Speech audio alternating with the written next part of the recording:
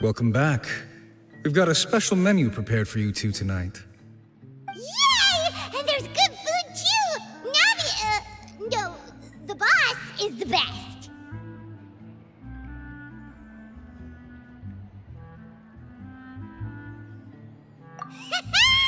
Ooh, desserts! Nice! These are all Paimon's!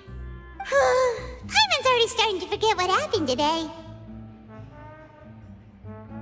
Oh, that voice. Is that who I think it is? Huh? It's you two. What are you doing in Fontaine?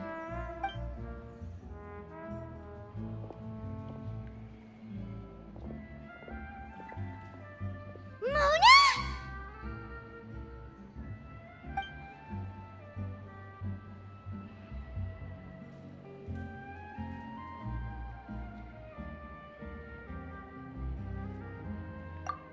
Seriously, nobody just uses a scry glass whenever they've got time to just see who they'll meet on the road.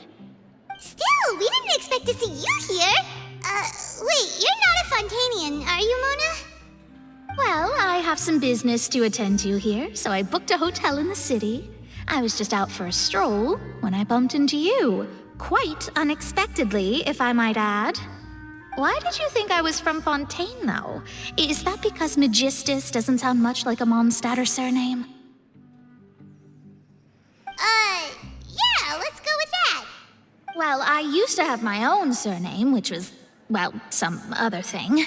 Either way, the old hag told me when she took me as her disciple that the first step to being a great astrologist's pupil was to change that name. There was nothing for it, really. She really is amazing at astrology, so I changed my name to what it is now according to her wishes. To my surprise, however, Magistus is not the name of some ancient house or clan. It isn't? Nope. Although it is used by us in place of surnames, it generally just means great. Wow! Imagine including a boast in your name. Wait, are you gonna have to put that into your genealogy as well? I reckon so. In any case, I'd give my disciple a name like this as well, if I were to take one.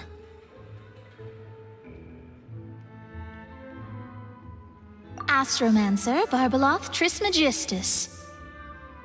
Whoa, that's a long one. Does it also mean great or something? My name means Mona the Great Astrologist. As for the old hag, hers is, in plain speech, the thrice-as-great Scholar of the Stars. Just take it as a title specific to astrologists. Thrice as great? That's so petty. I know, right? That's just how she is. She used to call herself Magistus, actually, but when she took me in, she changed her name to Trismegistus. Talk about excessive. Magistus is thus the calling card of our school, so to speak, which makes it about the same as a surname. It's all right if you don't get it. You can look into it further should you need to study astrology more deeply.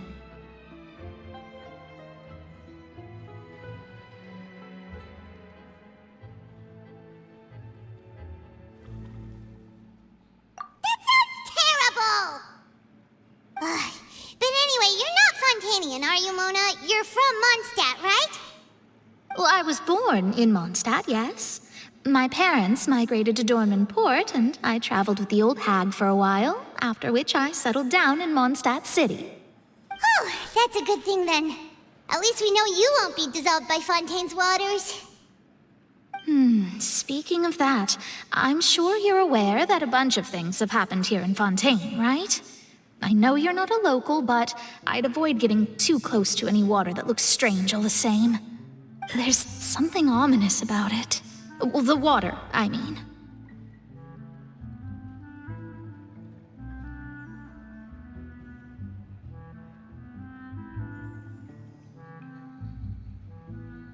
That was the main reason, yes. Just a while back, the Steambird invited me to take part in a panel and speak about the circulation of the prophecy as an astrologist. The invitation was sent quite early on. I don't think anyone expected Fontaine to be in this much trouble. What do you make of that prophecy, Mona? Just tell us what you think as an astrologist.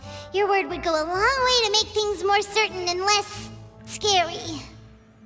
What I can tell you is that I'm an astrologist, and that this prophecy concerns the fate of Fontaine, even that of all Tevat. Ascertaining this is akin to reading the fortune of the whole world.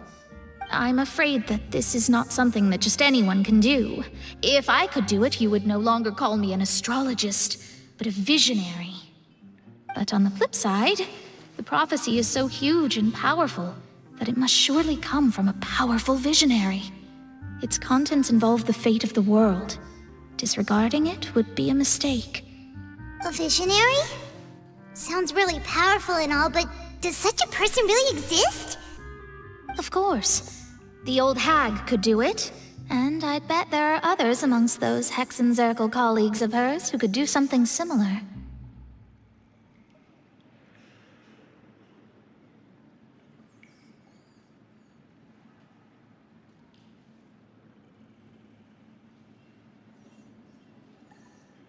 Huh?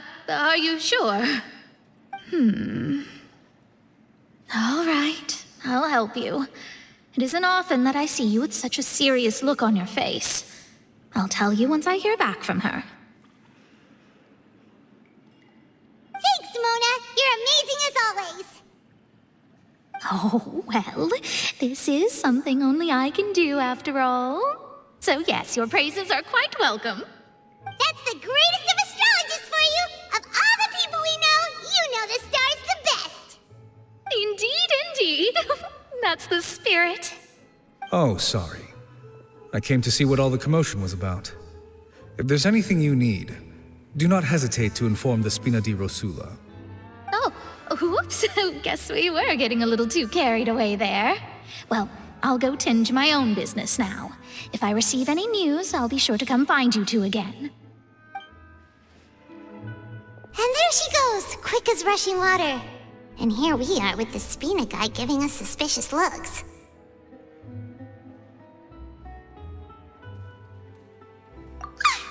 If Paimon hadn't spoken for you, it'd be you getting all the weird looks! Huh, the things Paimon does for you! That's more like it.